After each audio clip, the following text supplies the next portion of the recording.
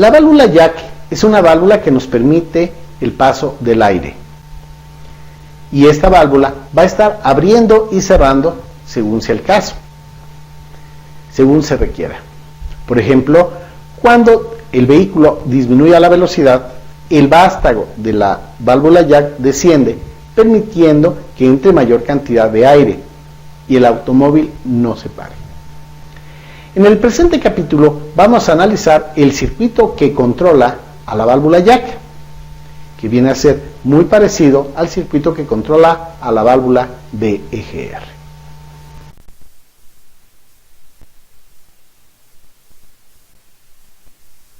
En esta computadora Nissan Sentra vamos a encontrar con dos circuitos integrados de la matrícula STA509. Este primero maneja a lo que es la válvula jack y esta va a manejar a la válvula EGR. Ambos integrados cuentan con 4 transistores MOSFET en su interior. Veamos su hoja de datos técnicos o datasheet. El STA509A es un circuito integrado, el cual tiene 10 terminales. Aquí podemos ver cómo están distribuidas. Terminal 1, terminal número 10. En su interior se encuentran ubicados estos 4 transistores MOSFET. Observe que las terminales 2, 4, 6 y 8 van a pertenecer a las terminales gate, o sea, las entradas. Mientras que las terminales 3, 5, 7 y 9 corresponden a las salidas, que viene a ser el circuito drenador.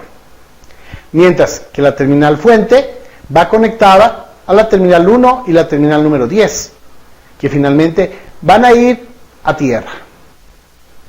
Estos dos circuitos integrados STA509 nos van a servir, uno, para controlar la válvula jack, y el otro nos va a servir para controlar a la válvula EGR.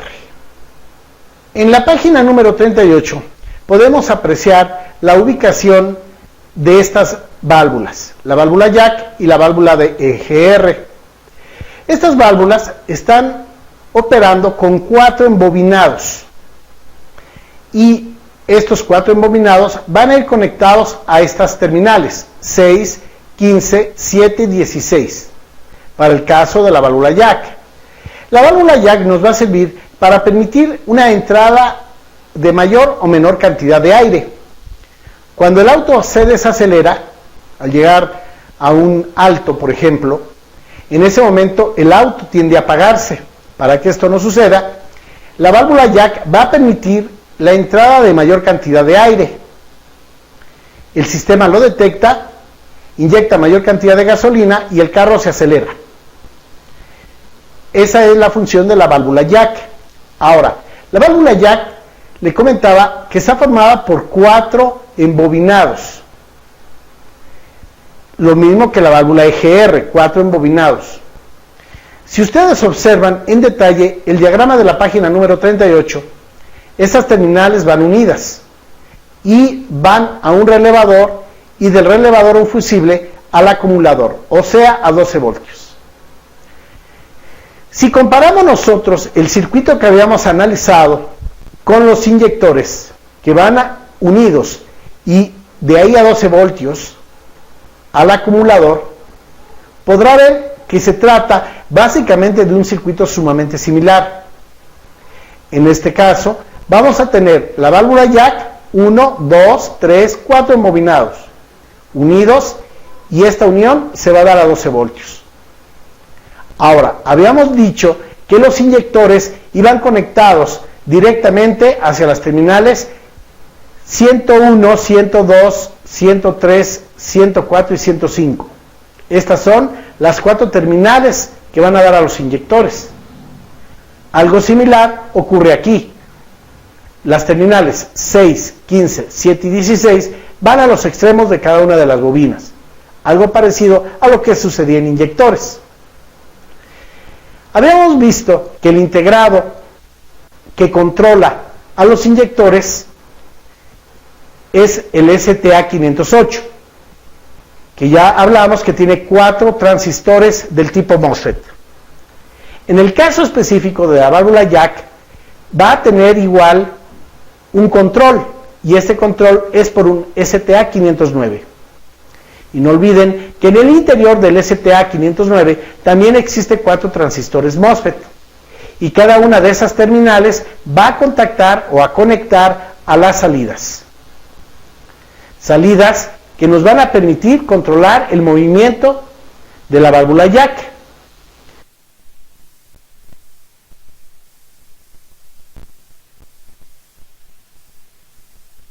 Por lo tanto, usted va a poder checar sus salidas de su válvula jack o de su válvula EGR utilizando el simulador.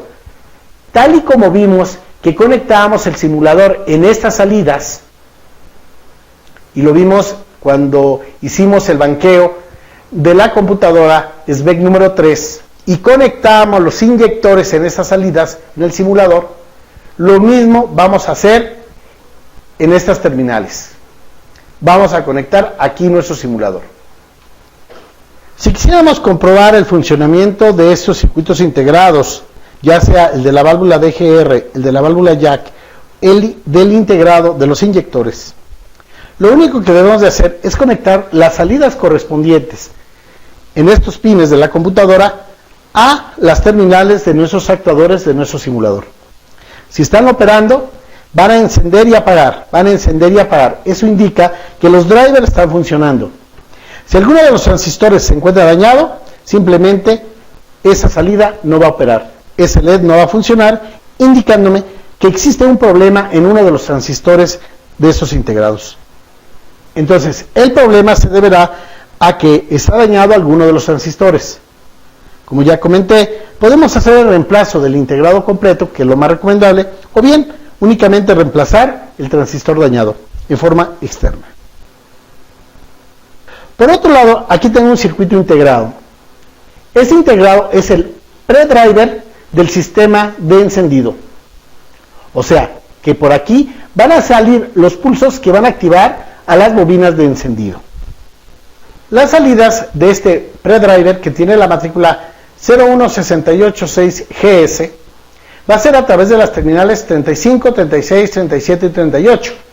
Esto lo podemos ver en la página 28.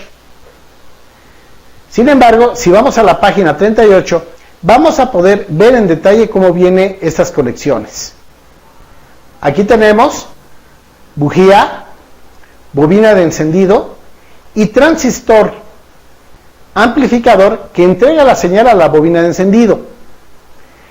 Estas unidades cuentan con 4 bobinas de encendido, y las 4 bobinas de encendido van a ir conectadas directamente a las terminales las cuales le estaba yo haciendo mención, que son la 35, 36, 37 y 38. En estas terminales vamos a obtener unos pulsos de 0 a 5 voltios. Pulsos los cuales van a llegar a los transistores y los van a activar. Al activarse un transistor, van a provocar que se genere el alto voltaje que será llevado finalmente a la bujía.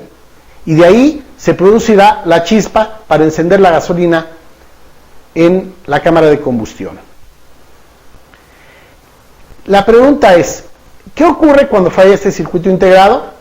Bueno, cuando falla ese circuito integrado, nos va a provocar que no funcione, que no trabaje alguna de las bobinas de encendido, generándonos inestabilidad en el auto y provocando que aumente la emisión de contaminantes, pierda potencia.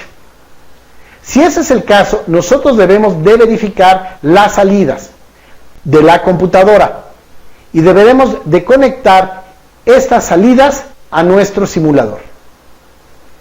Si vemos la página número 45 del manual, vamos a encontrar con un circuito electrónico que forma parte de nuestro simulador, el cual hemos llamado simulador de bobinas de encendido con transistor. Observen ustedes que está formado por una resistencia de 1000 ohmios, un diodo LED, un transistor tip 41 y una resistencia de 1000 ohmios. Esta es la entrada de 5 voltios. En esta entrada nosotros es precisamente donde vamos a conectar nuestra computadora automotriz. O sea, que las salidas 35, 36, 37 y 38 las vamos a conectar a esta entrada en forma alternada. Y cuando banquemos la computadora, en ese momento, si está trabajando la salida, me va a encender y apagar el diodo LED. Con lo cual me indicará que el integrado predriver está funcionando. Si alguna de estas salidas no se obtiene, no hay pulsos en alguna de ellas, tendremos que cambiar el integrado mencionado. No sin antes realizar también medición en las entradas, ya que este es un circuito predriver. Recibe pulsos y nos entrega pulsos.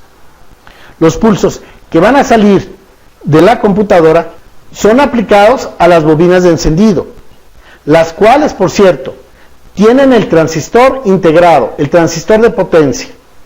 Aquí me recibe pulsos y los pulsos son amplificados por el transistor que viene en el interior, provocándonos la excitación de la bobina de encendido y posteriormente la generación de la chispa a través de la bujía. Este tipo de bobinas ustedes las van a encontrar con 2, 3 o hasta 4 terminales. Cuando tenga 3 o 4 terminales, significa que el transistor de potencia está dentro de la bobina. Y cuando vea con 2 terminales, significa que el transistor de potencia está en la computadora automotriz. Recuerde usted que debe de comprobar la salida de los pulsos de ignición, de los pulsos que activan a las bobinas de encendido, pudiendo ser predriver y el transistor tenerlo afuera. O bien, como lo vimos en la computadora SBEC número 3 de Chrysler, teníamos los transistores de potencia dentro de la computadora.